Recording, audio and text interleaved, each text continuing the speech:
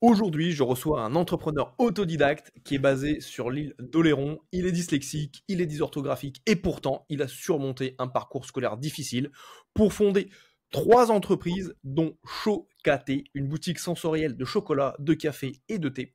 Son engagement porte sur l'inclusion des profils atypiques, la valorisation de l'artisanat et le sport comme moteur de résilience. Il défend une vision de l'entrepreneuriat humain, accessible et surtout porteur de sens. Son parcours incarne son message d'espoir. On peut réussir autrement. Aujourd'hui, j'ai le plaisir d'accueillir Monsieur Clément Sirot. Salut Clément. Salut Gaël, merci pour l'intro, merci pour l'invitation. Bah, avec Très long plaisir. l'intro, bravo. Merci beaucoup. Bah, avec joie. Et quand voilà, c'est Hugo qui nous a mis en contact, donc bah, un big up à Hugo qui j'imagine nous écoute ou nous écoutera. Euh, Quand il m'a dit voilà que tu étais dans le chocolat, je me suis dit mais trop bien, moi tu sais je suis fan de cacao et j'aimerais commencer à te demander voilà pourquoi Chocaté et pourquoi Chocaté avec un K. Pourquoi Chocaté? On voulait à la base un nom simple, en 3 syllabes, qui se présente rapidement et qui définit nos produits le plus clairement possible. Chocaté est chaud comme chocolat, K comme café et thé et comme le thé. On aurait pu faire le jeu de mots T, T, H, E sur la fin, mais on voulait quelque chose de court. Et le K pour que ça interpelle. Et la preuve en est, c'est que ça t'a interpellé. On a mis un K et on a pu faire un petit design sur le K. On voulait quelque chose de simple et efficace. Vraiment, quelque chose qui match partout et sur tous les supports. Trop bien, trop bien, trop bien. Et du coup, comment est-ce que toi t'as été amené à lancer ce type de boutique? Qu'est-ce qui t'a, comment dirais-je, motivé? Comment est-ce que t'es amené à faire ça en fin de compte? Alors, comment je suis amené à faire ça? Comme tu l'as dit au départ, j'ai un parcours atypique. Pendant tout mon parcours scolaire, ça a été compliqué. Les professeurs ont pensé que j'étais un cancre, que j'étais pas capable. Et j'avais besoin à un moment donné de prouver à moi-même, je pense, et aux autres, que j'étais capable de faire quelque chose. Dans notre secteur, comme tu l'as dit tout à l'heure, l'île d'Oléron, on n'avait pas de boutique de chocolat, de café et de thé. On a créé avec ma compagne, donc sur l'île d'Oléron, la boutique de chocolat café thé. Et on a créé une vraie communauté autour de ce magasin. On a créé plus qu'une boutique de chocolat café thé. On crée des événements, on crée une ambiance et on a voulu une boutique avec une aventure sensorielle. On a voulu toucher tous les sens. Quand tu rentres chez nous, on veut qu'on puisse toucher le goût, l'odorat. Euh, on a une musique. Chaque sens, à chaque fois, est touché dans notre boutique. Et comment t'en es arrivé à faire ça? Parce que je veux dire, il y a plein d'options, il y a plein de choses. Donc tu me dis que t'avais pas trouvé donc ça sur l'île d'Oléron. Mais enfin, d'où te vient, je dirais, cet amour pour le chocolat, le café et le thé? Parce que je pense pas, tu vois, qu'on puisse lancer un business si on n'a pas vraiment un drive, un moteur pour le produit qu'on va être amené à vendre, tu vois. Bien sûr. Alors, déjà, on est gourmand, très gourmand. D'accord, ça Donc c'est une déjà, bonne ça amène explication déjà pour quelque chose commencer. de pas mal.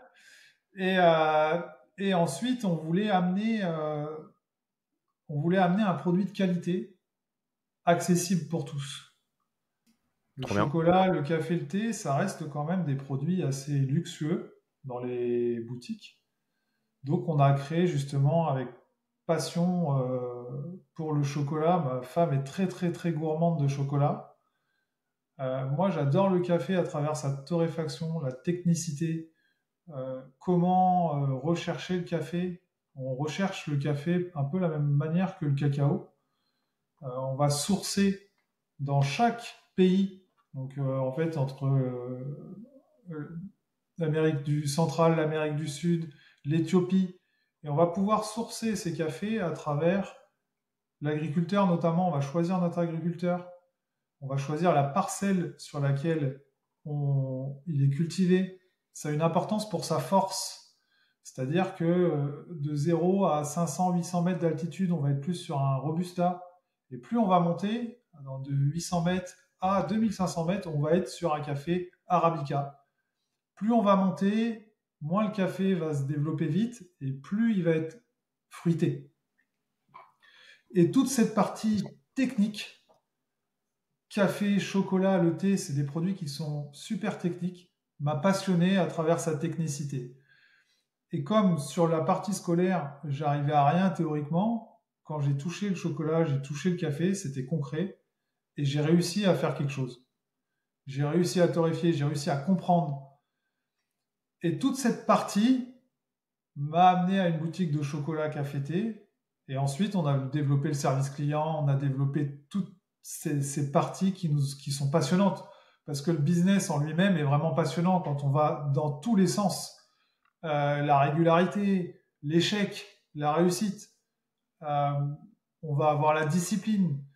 Donc chaque méthode et chaque erreur qu'on fait en tant qu'entrepreneur, on avance pas à pas et on apprend en fait, pour moi, sur le produit et sur l'humain. Et quand on met le produit et l'humain ensemble, on arrive à des choses qui sont juste extraordinaires. Moi, je comprends tout à fait. Enfin, moi, ce que je t'expliquais avant, c'était, moi, je suis ce qui s'appelle porteur de cacao sacré, donc je fais des cérémonies de cacao sacré. Effectivement, quand on rentre dans ces milieux-là, dans tout ce qui est lié à l'agriculture, mais c'est surtout des produits, bah, c'est pas des pommes de terre, tu vois. C'est pas des pommes de terre, c'est pas des carottes, tu vois. C'est quelque chose, il y a toute une histoire, il y a toute, je dirais même certains mythes autour du café, du thé, du chocolat et du cacao. Et pour avoir visité justement des fermes de cacao quand j'étais à Bali, c'est vrai qu'il y a tout un charme autour de ça, tu vois.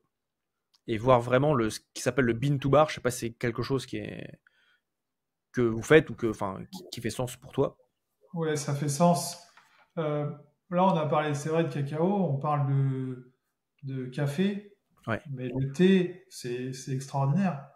On a, dans le thé, c'est comme les parfumeries.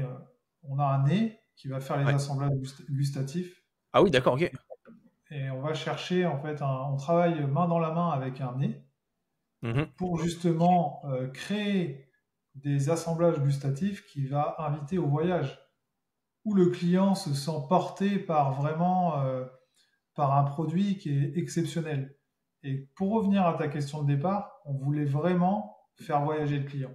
Ça, c'est vraiment quelque chose pour nous d'exceptionnel, comme on peut le faire à travers le cacao. Absolument, ouais.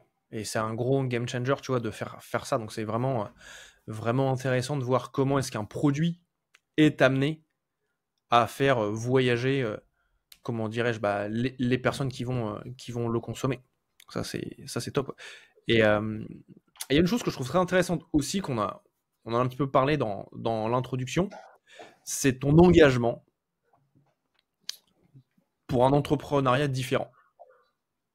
Oui, Et j'aimerais qu'on parle un petit peu plus de ça parce que, alors, on pourrait parler des heures de cacao, de comment on le sélectionne, je, je pense. etc. Tu vois, j'ai une grosse, enfin, quand on va visiter les fermes, etc. C'est extraordinaire, tu vois, la, la manière dont ça fonctionne. Et moi, ce qui m'intéresse, c'est toute la partie, tu m'as dit, t'es 10, donc explique pour les personnes qu'est-ce que c'est un 10. Parce que moi, il y a quoi, il y a quelques années de ça, j'étais un mastermind et je rencontre une personne qui me dit ah bah moi je suis un grand 10. Et je me dis je suis un grand 10, mais qu'est-ce que ça veut dire un grand 10? Un 10, le chiffre 10. Donc si tu veux Alors, nous le chiffre en 10, dire un peu alors, plus. on est sur DYS, c'est les troubles de 10.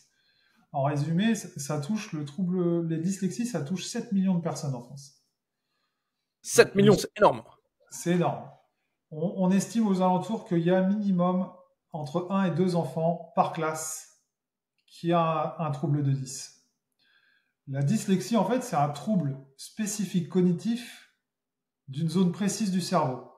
En résumé, on va avoir trouble du langage, trouble de la mémorisation, trouble de la lecture, et on les a classifiés, ces troubles, par la dyslexie, la dysphasie, le TDAH, qu'on entend beaucoup parler en ce moment. La dyscalculie, ça peut être les chiffres, un mélange de chiffres. Et justement, de par ma dyslexie et ma dysorthographie, qui a été très compliquée, parce qu'aujourd'hui, quand moi j'écris un mail, peut-être toi tu vas mettre 2 minutes, moi je vais en mettre 4, parce que j'ai besoin de... Tout est beaucoup plus long, et à la fois, on est capable de régler des problèmes très complexes. C'est ça qui est paradoxal, en fait, dans la dyslexie. Mais tu sais, ce qui est intéressant, enfin, tu connais peut-être... Est-ce que tu vois que c'est Richard Branson? Oui, Lui, patron de Virgin. c'est ça, le patron, le fondateur de Virgin. À la base, lui, il est dyslexique, hein, si je dis pas de bêtises. Hein. Exactement. Il n'arrivait pas à faire de mails, etc. Et bah, il a quand même Ouais, un succès énorme. justement, lui, il vient de créer une école spéciale pour les troubles de 10 aux US. Vraiment, où lui, c'est vraiment son combat. C'est vraiment quelque chose qu'il met en avant, que c'est un personnage que j'aime beaucoup. Je le suis sur LinkedIn. Et d'ailleurs, j'ai fait un post cette semaine où 40% des millionnaires auraient un trouble de 10. Donc 40%, ça reste énorme. C'est énorme, tu m'étonnes. Ouais, c'est énorme. Et paradoxalement, on a 59% des 10 qui vont le cacher, qui vont pas vouloir en parler. Et chez Chocaté, justement, on a créé autour de ça, où là, par exemple, récemment, on a fait un event qui s'appelait Chocatime. Chocatime. Très bien. Où on a fait un après-midi sport fitness, et j'ai invité une association des troubles de 10 pour sensibiliser les gens aux troubles de 10. Et c'était vraiment une journée énorme. C'est trop bien. Et tu vois, c'est quelque chose. J'ai lu une réflexion. C'était, moi, qui m'a vraiment fait réfléchir. C'est, tu sais, là, tout ce qu'on voit à l'heure actuelle, les 10, donc dyslexie, dysorthographie, 10-ci, 10-ça, il y a beaucoup de 10. Les troubles de concentration, de TDAH, etc., etc. Il y a une personne qui dit, est-ce que c'est vraiment des troubles, ou est-ce qu'en fait c'est uniquement une évolution et entre guillemets un test de l'espèce, tu vois, tu sais, c'est genre une évolution, comme on est passé de deux cellules qui se rencontrent à des êtres humains, il y a eu tout un parcours d'évolution, et là en ce moment c'est un peu comme si la vie venait tester le potentiel de survivalité, je dirais, de ces personnes qui vont être 10, TDAH, etc., etc., etc. Et je me suis dit, mais attends, mais ça, c'est pas faux, parce qu'en fait, du coup, est-ce que ça voudrait dire que c'est peut-être quelque chose de normal, et comme en fait, on l'a pas vraiment connu jusqu'à maintenant, on dit, attends, c'est une problématique, mais peut-être qu'en fait, c'est pas tant une problématique que ça, tu vois. Ce qu'on voit, Richard Branson, ça fonctionne bien son business. Toi, tu as beaucoup de succès avec ton entreprise. Et donc, en fait, est-ce que ce serait pas juste, tu vois, en fait, une condition à prendre en considération et qui va nous obliger, voilà, à nous adapter et peut-être à faire évoluer la société. Qu'est-ce que t'en penses, toi, de ça? Alors, c'est super intéressant ce que tu dis, et c'est très juste. Je pense qu'il faut qu'on fasse attention à qu'on rentre pas non plus dans une hype en disant je suis dyslexique, je suis TDAH. Il faut pas rentrer dans le système. Sans oublier les HPI. Voilà, les HPI, exactement. On a mis en place Aujourd'hui, on est capable de faire des tests neurologiques pour voir au niveau du cerveau si on a un comportement de trouble de 10. Et du coup, je pense que ce que tu dis, on va adapter à chaque fois effectivement une évolution parce qu'on en parle plus. Par exemple, aujourd'hui, la partie les femmes dans le milieu du travail, on en parlait beaucoup moins il y a 20 ans. Aujourd'hui, on en parle énormément, c'est sensibilisé, les gens, enfin, je pense, de notre côté, pour nous, ça nous paraît normal. Et les troubles de 10 aujourd'hui, on en parle beaucoup plus, on sensibilise, faut pas que ça en devienne banal et faut pas que ça devienne une mode. Donc, je pense qu'effectivement, il faut pas dire, ah bah ouais, mais lui, il est 10, enfin, c'est pas une maladie. On vit pas avec quelque chose, enfin, on est capable. En gros, moi, je vais te donner mon avis. Ma vie, elle a commencé en tant que 10 quand je suis sorti du système scolaire. Ah oui, carrément, ouais.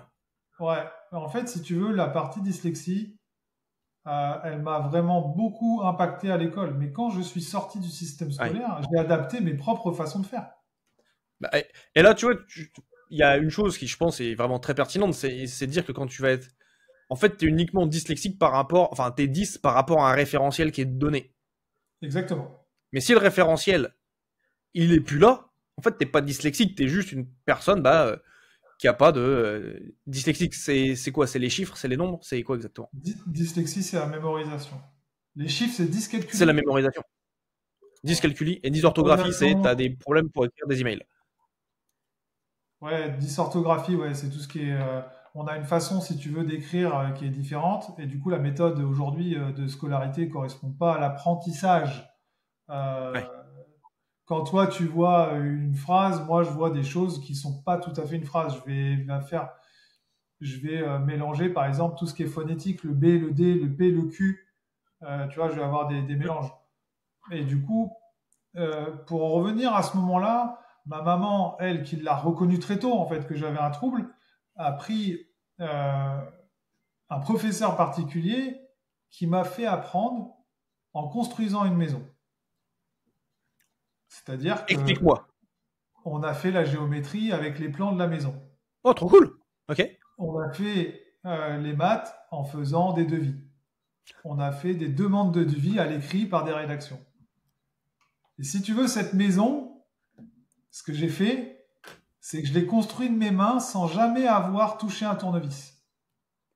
Aujourd'hui, dans la maison à laquelle j'habite, c'est moi qui l'ai construit sans avoir jamais touché un tournevis et que à travers des tutos.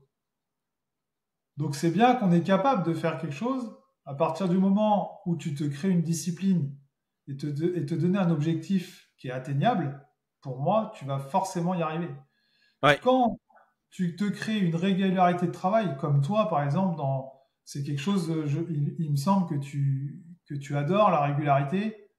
On va dépasser les autres parce qu'à un moment donné, ils vont lâcher cette régularité. C'est rigolo. J'en parlais hier avec un client et je lui dis non, mais en fait, dans le business, moi, c'est la méthode du tank, tu vois. Exactement. La méthode du tank, qu'est-ce que c'est? C'est t'avances, t'es peut-être moins rapide que les autres, mais tu t'arrêtes pas. C'est exactement ça. Tu t'arrêtes pas, tu es régulier, discipliné. Moi, mon agenda, tu vois, par exemple, je le check le jeudi ou le vendredi. Pour la semaine d'après, je cale ma semaine, aller caler. Et après, c'est comme tu dis, le mode tank. On y va et on travaille. Et C'est ça. on est régulier. Et il y en a, tu sais, qui veulent des fulgurances. Mais les fulgurances, ça arrive rarement. Et le souci, c'est qu'en fait, à la place d'avoir une fulgurance une fois par an, c'est comment tu fais pour continuer à avancer, à progresser. C'est une grosse différence. Et Ouais, je suis complètement d'accord avec toi. Je c'est la préfère. discipline. Exa- C'est exactement ça. Après, je préfère vraiment avoir une courbe qui monte petit à petit, mais qui est régulière tout le temps, tout le temps, tout le temps, Ouais. qu'avoir, comme tu disais là il y a 2 secondes, où on va avoir un pic et une redescente, et souvent de rattraper la motivation quand tu es tout en bas pour refaire un pic. Je le retrouve moi dans le sport. En fait, je fais du trail. Ok. Et quand tu montes une montagne et que tu dois la redescendre et que tu dois la remonter, c'est toujours plus dur que quand tu es en haut et que tu restes en haut. Ouais. Ah, c'est clair, c'est clair, c'est clair. Et pour toi, donc, tu as une vision et tu as une manière de faire de l'entrepreneuriat qui est différente. C'est quoi, toi, du coup, t'embauches uniquement des personnes qui vont être 10 quelque chose ou pas forcément? Non, pas forcément. Actuellement, on a 2 personnes avec nous qui sont 10, qui ont des troubles de 10. D'accord? Donc c'est vachement plus simple parce que moi, je les comprends et j'arrive à savoir comment ils fonctionnent. Donc ça, Ok. pour moi, c'est plus facile pour le management. Euh, Parce que ça, c'est vrai que quand tu fais des formations de management, on t'apporte pas forcément comment former ces gens, comment les Et oui. accompagner. Et oui. Non, c'est pas un facteur. Nous, ce qu'on a pour le recrutement, c'est est-ce que tu vas être câblé avec nos valeurs. Ok, donc c'est les Ça, valeurs fortes. c'est les valeurs, pour nous la priorité. Ouais, je comprends bien. Ouais. Je comprends bien, je comprends bien. Je On comprends a bien. posé, on en parle beaucoup en ce moment dans les podcasts, mais on a posé la plateforme de marque. Donc, Ouais. en fait, on a une plateforme de marque et on déroule par rapport à la plateforme de marque et on va recruter par rapport à la plateforme de marque. Ok, ok. Donc, l'émission, la valeur, la promesse, et on Ouais. voit si la personne est calée par rapport à notre plateforme de marque. Ok, d'accord, très bien, excellent. Et Et ensuite, c'est quelque voilà. chose pour nous qui est super important parce qu'aujourd'hui, si tu n'as pas quelqu'un qui est couplé avec tes valeurs, à aucun moment il va rester et tu vas faire une entreprise qui va durer dans le temps. On Bah, va c'est mort. faire une entreprise qui a une hype Et puis en fait, 3-4 années après, elle risque d'aller au fond, quoi. Là, il y a tout que c'est cool, c'est clair. Absolument, absolument, absolument. Et l'objectif, c'est la pérennité de la boîte. Je comprends tout à fait. Et du coup, toi, quand tu vas employer ces profils un peu différents, les 10 justement, enfin, quand je dis différents, c'est qu'ils sont pas, entre guillemets, comme tout le monde. Mais je pense qu'on Ouais. n'est jamais comme tout le monde, tu vois. Je pense que Non. on essaye de mettre une sorte de norme et de normer énormément les personnes une fois elles travaillent à l'école et une fois qu'elles en sortent, en fait, tu te rends compte qu'il y a tellement de nuances de toutes les personnes, voilà, que tu vas rencontrer. C'est moi, à chaque fois, ça m'ouvre les yeux, c'est quand je fais des cérémonies de cacao. Cérémonie de cacao, pour ceux qui connaissent pas, c'est une pratique ancienne des peuples d'Amérique centrale. Et en fait, c'est quelque chose qui permet de se reconnecter à son chakra du cœur et d'apaiser le mental. Et en fait, c'est un espace pour les personnes de se reconnecter à elles-mêmes. Et il y a des personnes, mais ça fait des mois, voire des années pour certaines, qu'elles ne l'ont pas fait. Et du coup, elles rentrent dans un espace dont elles n'ont pas l'habitude de rentrer. En fait, tu te rends compte d'une chose, c'est à quel point toutes les personnes que tu vois, que tu rencontres, vivent des choses mais auxquelles tu t'imagines même pas. Ouais, ça Tu me surprend t'imagines pas. pas. Et souvent, c'est ça, on prend pas ce temps-là, pour le reconnaître nous-mêmes. Et puis, nous, c'est facile aussi de venir juger les autres en disant, regarde, lui, il est différent, il fait mal ses emails, il fait mal ses ceci, il fait mal ses cela. Là, je parle des exemples de 10, c'est ce qu'on pourrait se dire. Et qu'est-ce que toi, tu as trouvé justement, je dirais, comme force chez ces personnes qui avaient cette différence, si je puis dire. Alors, déjà, euh, je sais ce qui détruit. Tu sais ce qui détruit, c'est-à-dire. Ouais, c'est-à-dire que au niveau des moqueries dans Ouais, l'entreprise, je sais ce qui va les détruire et ce qui peut les emmener au fond. Donc déjà, moi, je sensibilise tous les collaborateurs qui travaillent avec nous à ce qu'il ne faut pas faire. ok, Donc ça, pour moi, c'est important. Par exemple, tu vas avoir les fautes d'orthographe chez moi, à part si tu es vraiment assistante de direction ou si tu es secrétaire, on va y prêter attention. Mais si par exemple la personne qui a un trouble de 10 qui va m'écrire un mot vite fait sur mon bureau et qui va me le poser, je vais pas faire attention s'il y a une faute d'orthographe ou pas, je vais pas lui en tenir compte.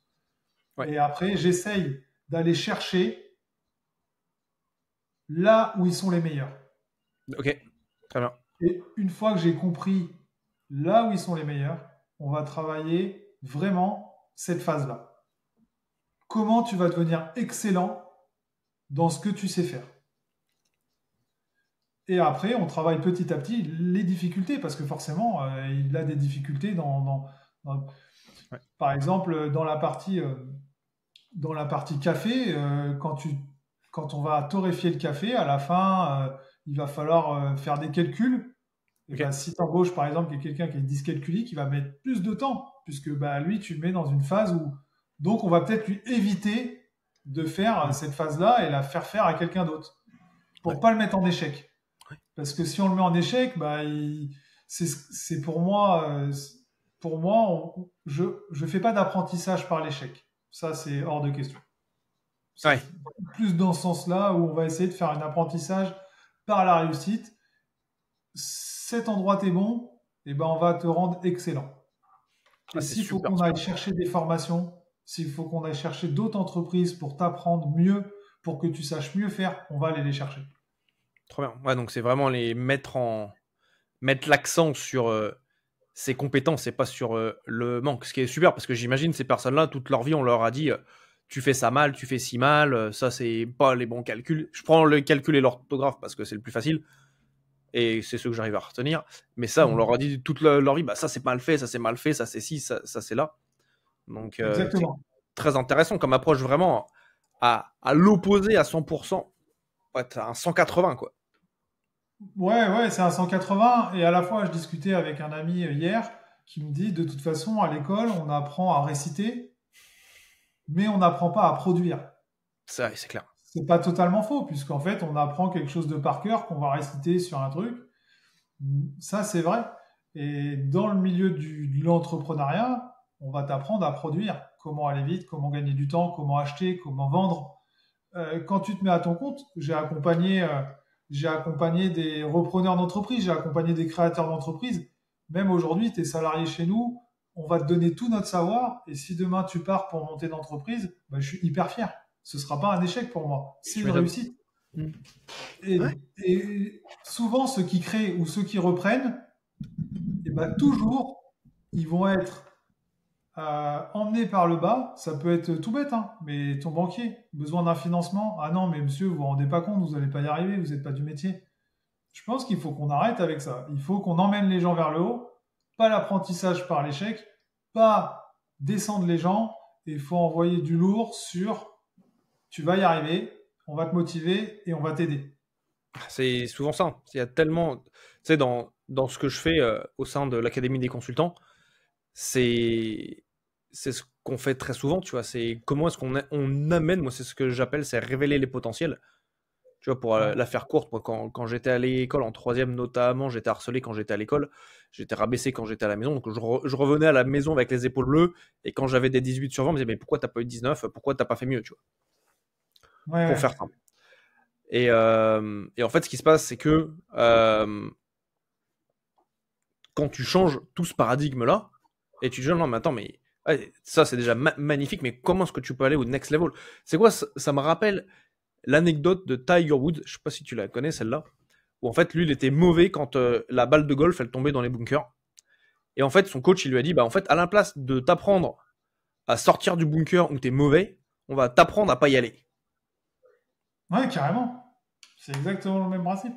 Et c'est exactement le même principe. Et ce que je trouve vraiment intéressant, et pour moi l'école c'est, ouais, tu vois, ça place jusqu'à un certain niveau, en fait ça t'apprend à apprendre, et ça t'apprend en fait à être en concurrence avec les autres. Mais il y a une chose qu'on fait pas à l'école, et les seules matières dans lesquelles bah, c'est un petit peu, enfin, c'est un peu, tu vois, des matières de deuxième zone, tu vois. C'est quand t'es en art plastique où là on t'apprend à créer, mais c'est pas vraiment valorisé l'art en France, tu vois. Non, pas Surtout du tout. dans l'aspect scolaire. Néanmoins, c'est la seule chose qui t'apprend à être créateur. Exactement. Et c'est quand t'es créateur bah, que bah, la vie n'est que création, tu vois. On t'apprend à créer. Si t'es dans la compétition avec les autres, ça va pas fonctionner. Bah, je te rejoins entièrement. Par exemple, dans nos cafés, je vais faire beaucoup de mélanges. Donc, on a le mélange, Ok. on a des mélanges maison, on a avec différentes variétés. On appelle ça les variétés botaniques. Ok. Chaque café a sa variété. Ok. Et je vais les mélanger. Donc ça, c'est ma création. Ça va être mon profil aromatique. Et c'est une partie que j'adore parce que si on prend la création d'un café et chez un collègue à moi, torréfacteur, il aura deux goûts complètement différents avec les mêmes cafés. La Intéressant. torréfaction, c'est ça qui est trop bien, c'est qu'on s'évade et on peut faire de multiples recettes. C'est inarrêtable. C'est génial ça. Donc Très la très torréfaction, intéressant. pour ceux qui connaissent pas, je me permets, Ouais, bah, vas-y, Gaël, vas-y, bien sûr. on reçoit le T'es un peu là café. pour ça quand même. Le café, en fait, est vert. Il est importé des pays, donc comme je le disais tout à l'heure, hein, Amérique centrale, Amérique du Sud, ou alors même dans l'Afrique, en Éthiopie Ouais. aussi. On le reçoit vert, et ce café, on va le brûler pendant un certain temps, jusqu'à temps qu'il devienne marron, comme vous avez l'habitude de le Ouais. consommer. Et cette partie torréfaction va vous donner la saveur. Et chaque personne, chaque torréfacteur a sa façon de torréfier et va être différente, avec Intéressant. des goûts différents. Mais je te rejoins complètement. C'est vrai, tu vois, quand j'ai du cacao qui est à Bali, Oui, la même plantation, mais la même plantation a la possibilité de produire de la masse de cacao. Donc moi, tu vois, je vais acheter du cacao en plaquettes de 1 kg. oui, Franchement, on dirait des plaquettes de shit, c'est assez rigolo, tu vois. Mais c'est du cacao. Et en fait, même production et deux goûts, mais complètement différents. Moi, c'est un truc qui me surprend, tu vois. et ça, c'est vraiment canon. Ouais, et c'est pas la même, tu le sens, ça pas la même. Il y en a un qui va être plus terreux, qui va durer plus longtemps en bouche. Il y en a un autre qui va être très doux, très facile à boire. Moi, c'est un truc je trouve ça extraordinaire. Tu vois, j'ai eu l'opportunité de goûter des cacaos de cérémonie. Les cacaos de cérémonie, c'est des cacaos qui sont torréfiés à 40 degrés, Ok, et donc qui gardent encore la molécule du cacao, la théobromine. d'accord. Et, L'antidépresseur. C'est ça, c'est ça. Ce qu'il y a en fait, et alors que dans les chocolats du marché, il y en a plus parce que tous les chocolats sont torréfiés à très haute température pour qu'ensuite ils puissent réguler le goût. Ça, c'est encore une autre conversation, ça. Et que ce soit du cacao de Bali, parce que moi je me dis, bah, le chocolat, simple, tu vas t'acheter ta plaquette de chocolat Milka, que tu l'achètes en France, en Indonésie, en Amérique du Sud, elle va avoir le même goût, Oui, à peu près, ouais. à peu près.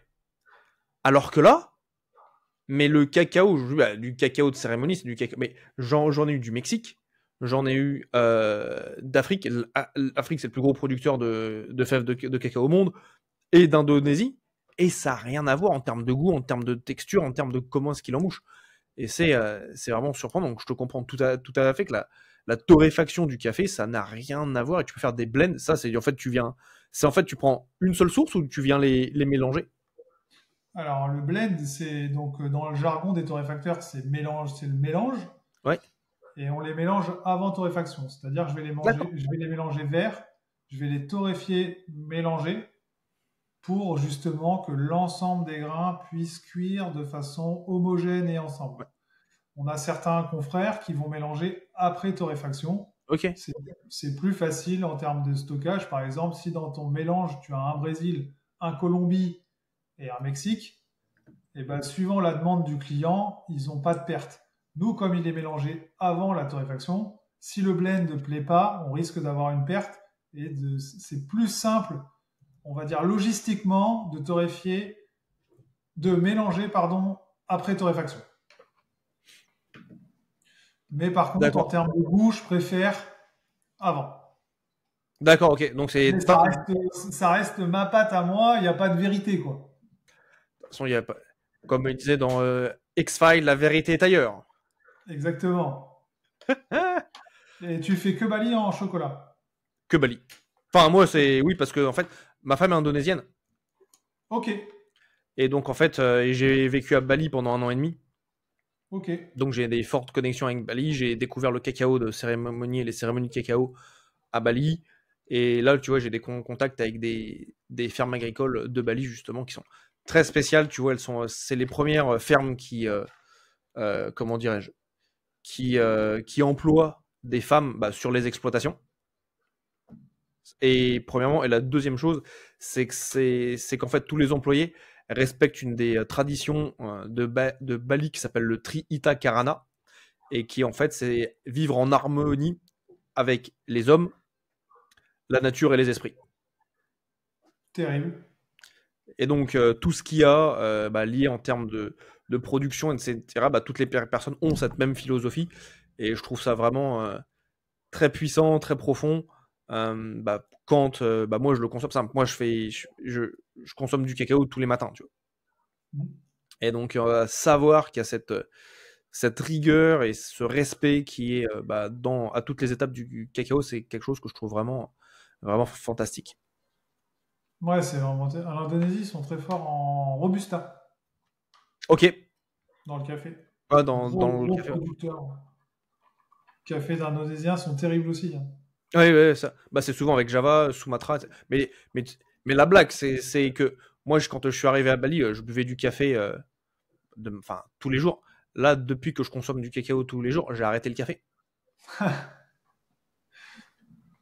Et donc, ouais, c'est alors qu'on peut avoir voilà, du café. C'est vrai que le café en Indonésie, il est extraordinaire.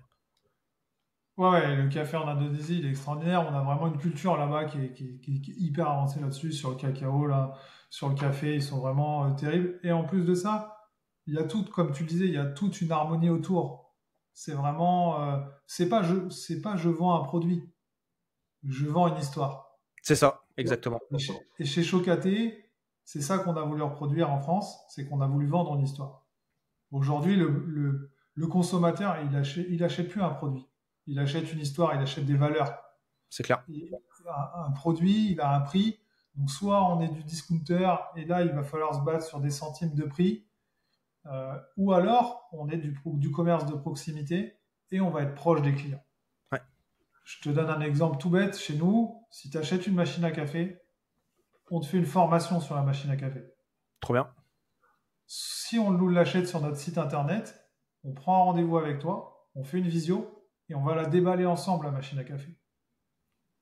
Si tu l'achètes en magasin, on est prêt à venir chez le client pour former à la machine à café. Pourquoi? Parce que c'est nos valeurs. Ouais. Nos valeurs, c'est d'accompagner le client. Ouais. Ça, c'est énorme. Et tu vois, c'est quelque chose. Moi, à la base, mes parents, ils sont VRP. Ils vendaient des vêtements, Mon père avait des magasins dans les magasins d'usine à Troyes, dans l'Aube. Donc, c'est les magasins d'usine, c'est les magasins où tu payes prix usine. Donc, en général, tu es moins 30% toute l'année.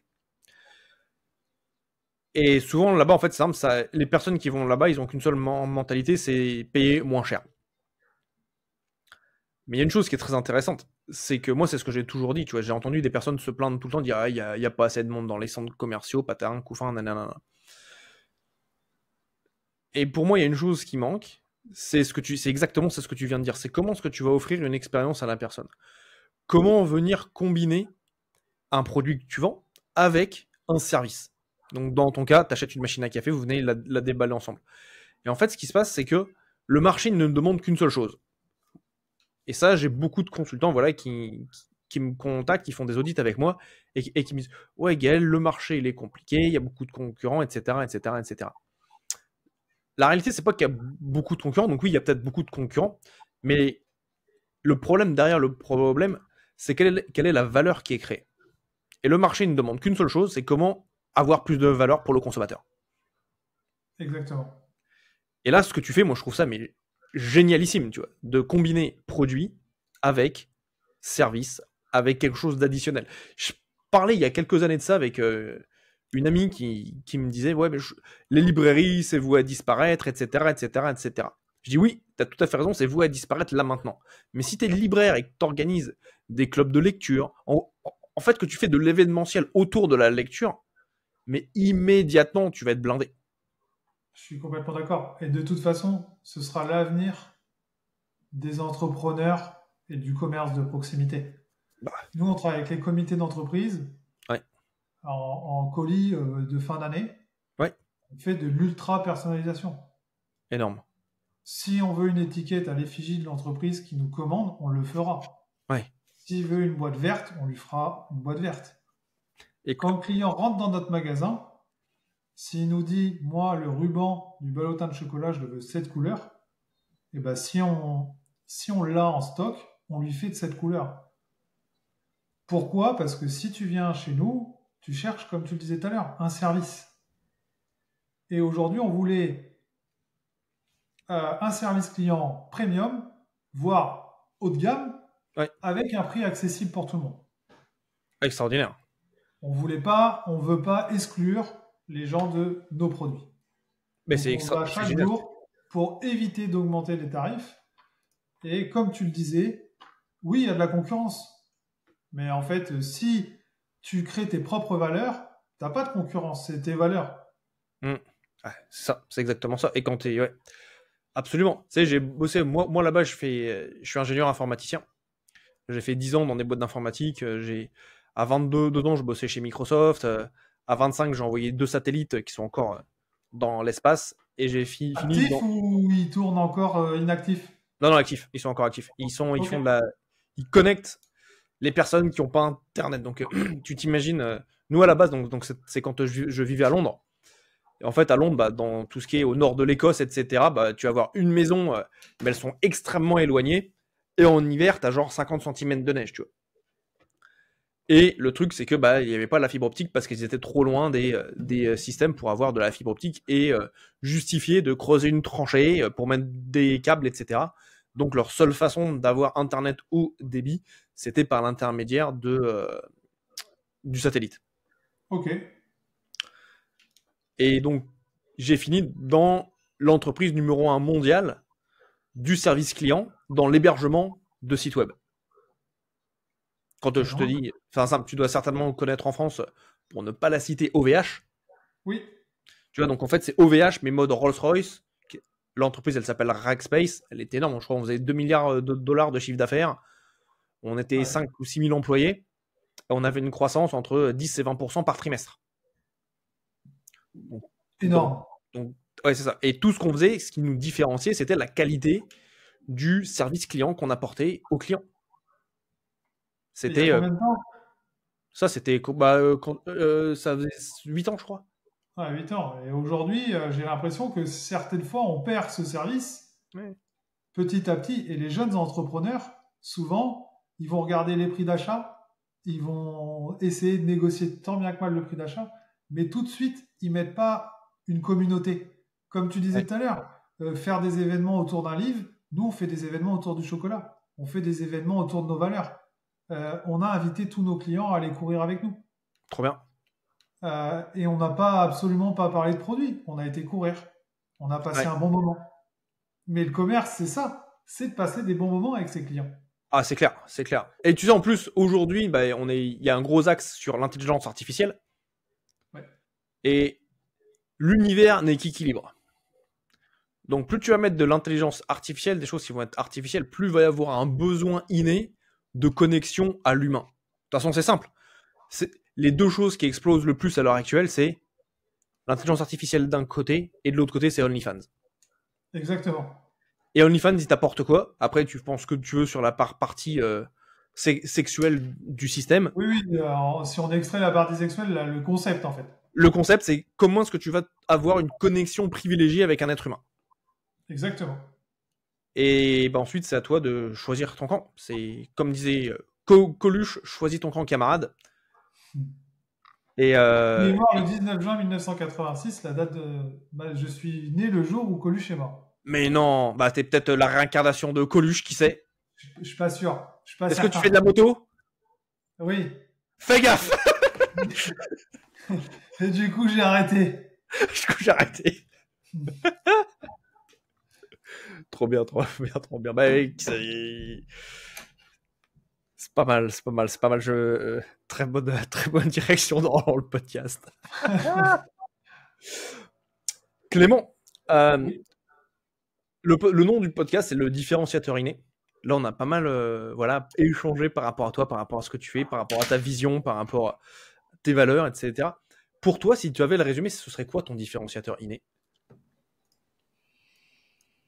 Mon différenciateur, Inné, ça reste mon trouble de 10, c'est ma différence. ton trône de 10. Euh, et ça va être... j'ai une grosse force, je pense, pour déléguer grâce au trouble de 10.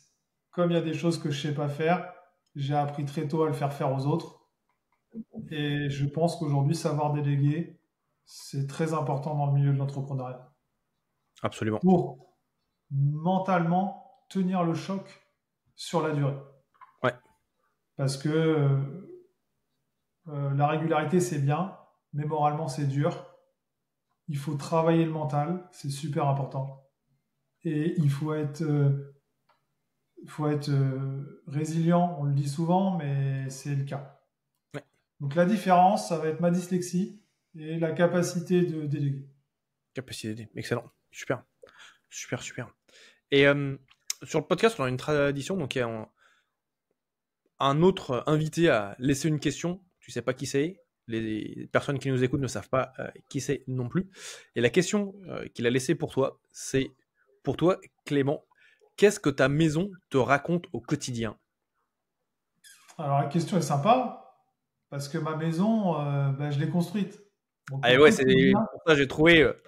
La question, ça aurait été compliqué de faire mieux, mais elle me dit au quotidien, Clément, tu as réussi à faire une maison tout seul, sans avoir tenu un tournevis de ta vie. Donc aujourd'hui, tu es capable de tout faire. Magnifique. Et on en revient à ce que je te disais tout à l'heure, mes entreprises, elles n'ont rien à voir les unes avec les autres. Mais parce qu'en fait, j'avais besoin d'apprendre, j'adore apprendre. Je suis capable de rester des heures à t'écouter, à ce que tu vas m'apprendre de par ton travail. C'est très enrichissant. Donc, maintenant, elle me rappelle les difficultés que j'ai eues pendant 8 mois à construire ma maison. J'entends bien, j'entends. Donc ouais, mais la résistance et la résilience également, et le fait de ne pas s'arrêter. Le mode tank, comme on parlait juste avant. Le mode tank. Trop bien. Alors, j'utilise plus le mode rouleau compresseur. Rouleau compresseur. Ah, c'est pas mal aussi, ouais. C'est pas mal. On C'est se pas met mal, en c'est pas mode mal. rouleau compresseur. Je le dis souvent, ça. Excellent, excellent. Et pour les personnes voilà, qui sont intéressées, qui ont été inspirées par ton histoire, par peut-être venir visiter ton magasin sur l'île d'Oléron, comment est-ce qu'ils peuvent te contacter? Alors, ils peuvent nous contacter sur. Moi, je suis beaucoup actif sur les réseaux à mon compte personnel Clément Siro et sur LinkedIn Clément Siro. Ouais, Ça, ils peuvent me contacter là-dessus. Et ensuite, on a pour Chocaté, on a un Instagram, donc Chocaté, et on a également un site internet, Chocaté. trop bien. Et sur l'île d'Oléron, on est à Dolus d'Oléron et on a le magasin qui est ouvert 6 jours sur 7. Ok, Et on fait aussi des visites de la torréfaction. ok, trop bien. Donc soit en collectif, soit en individuel, suivant notre planning. Mhm, Et les mhm. gens nous demandent par message privé, sans hésiter, on explique avec plaisir. C'est soit moi, si je suis disponible pour expliquer la partie torref. Si je suis pas dispo, il y a un de mes collaborateurs qui explique la torréfaction. Trop bien, trop bien, trop Ouais. bien, trop bien. Excellent. Et puis on offre toujours un petit chocolat de bienvenue, avec plaisir. Toujours un petit avec le sourire. Avec le sourire, toujours. C'est bon, ça. J'ai des personnes en tête qui pourraient venir te rendre une petite visite. Super. Et, Avec plaisir. et ce que j'aime bien faire, tu vois, j'ai une mission, c'est de connecter l'humanité en révélant son potentiel. Là, aujourd'hui, on a révélé ton potentiel. Pour connecter l'humanité, je te demanderais, voilà, quelle autre personne est-ce que tu souhaiterais que j'interviewe sur ce podcast et que tu as dans ton réseau? Alors honnêtement, j'ai réfléchi un peu. Je pense que une personne que tu connais aussi également, ce serait Hugo Martinez, Hugo Martinez. Monsieur de Hugo Martinez. par son... Il a une expérience énorme. Ouais. Il travaille énormément sur le harcèlement scolaire. Et c'est vraiment quelqu'un de très très très brillant sur, sur ce sujet. Et je pense que c'est un sujet qui est très très important pour les enfants. Absolument, ouais. Avec plaisir. On a commencé le podcast en parlant d'Hugo, on finit le podcast en parlant d'Hugo. C'est incroyable. En fait, C'est c'est le podcast d'Hugo, quoi. le podcast N'importe quoi, c'est n'importe quoi ce podcast. exactement, exactement. Mais Clément, je vais te laisser. Donc Hugo, déjà, viens sur le podcast. T'es invité. Et puis maintenant, Clément, je vais te laisser le gros mot de la fin. Avec quoi est-ce que tu souhaites que nos auditeurs repartent aujourd'hui? Aujourd'hui, les auditeurs, déjà, je voudrais te remercier, Gaël. Je Avec te plaisir. remercie aussi pour tout le travail que tu fais grâce à ton entreprise et l'accompagnement que tu peux créer et révéler les talents. Accompagner les gens, c'est vraiment pour moi quelque chose de primordial. Et ce que j'ai envie de dire aux auditeurs, c'est qu'ils lâchent rien, qu'ils aillent dans les clubs d'entrepreneurs, qu'ils aillent voir des gens comme nous, comme toi, Gaël, comme moi, qui avons de l'expérience, parce qu'il y a un moment où ils vont se sentir seuls, Ouais. forcément. Les gens autour d'eux vont leur dire non, fais pas ça, mets-toi pas à ton compte. Ils vont les tirer vers le bas. Faut pas rentrer dans ce processus. Faut pas qu'ils hésitent à taper à la porte des entrepreneurs. Et pour prendre les conseils des entrepreneurs, il y a un tas de personnes qui sont super bien sur les réseaux, qui sont pas bullshit, qui vendent pas du vent. Et d'ailleurs, j'en profite aussi pour faire un peu de pub pour toi, mais c'est pas dans le sens de faire de la pub, c'est que je suis content que les gens aillent voir des personnes sérieuses. Donc allez voir des entrepreneurs, renseignez-vous sur les entrepreneurs, sur ce qu'ils ont fait, sur ce qu'ils vendent. Aujourd'hui sur Internet, il y a énormément d'informations. Vous ne faites pas avoir par des choses bullshit et croyez en vous, parce que ça va être la clé de la réussite. Ouais. Et soyez demain une meilleure personne qu'aujourd'hui. Ça, c'est beau à la fin. Ça, c'est magnifique. Ça, c'est formidable. C'est magnifique. J'ai un très bon ami, Rich Forger du Canada. Rich, si tu nous écoutes, je te fais un petit coucou. Il avait une expression, c'est « Aujourd'hui, on est meilleur qu'hier, mais on est moins bon que demain. » Exactement. Ça, c'est vraiment terrible. Ça, c'est énorme. C'est énorme. Clément, sur ces belles paroles, c'est à mon tour de te remercier pour ta présence, pour ton partage, pour ta générosité, et puis surtout pour ce message que tu incarnes et que tu transmets. Donc, merci beaucoup. Merci beaucoup, Gaël. Et puis, à très bientôt. Et puis, pour nos amis auditeurs, je vous retrouve très bientôt sur un prochain podcast. Prenez soin de vous. Bye bye. Bye bye.